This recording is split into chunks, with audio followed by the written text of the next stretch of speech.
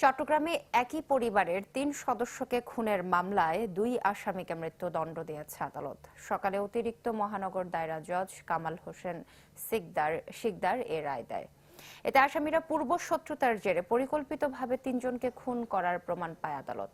ফলে মামলার ৪ আসামির মধ্যে আবুল কাশেম ও বাইট্টা ইউসুফকে মৃত্যুদণ্ড ও ২ লাখ টাকা অর্থদণ্ড দেওয়া হয়। বাকি ২ জন র্যাবের বন্দুকযুদ্ধে নিহত হওয়ায় অব্যাহত দেওয়া হয়। মামলায় ১৩ জন সাক্ষ্য দেয়।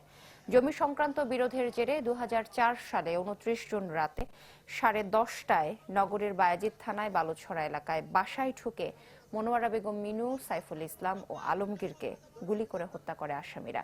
রায়ে সন্তোষ জানান রাষ্ট্রপক্ষের আইনজীবী, তবে উচ্চ আদালতে আপিল করার কথা জানান আসামির স্বজনরা।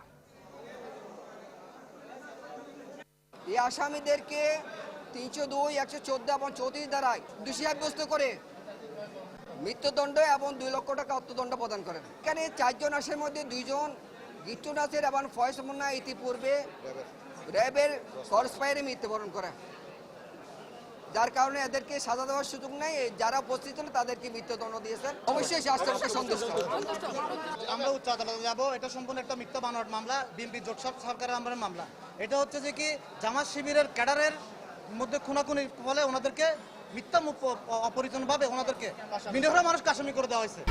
১, ২, ৩ ঢাকায় জমি জিতে নিন ১০০% ক্যাশব্যাক সহ ২০ কোটি টাকার পুরস্কার।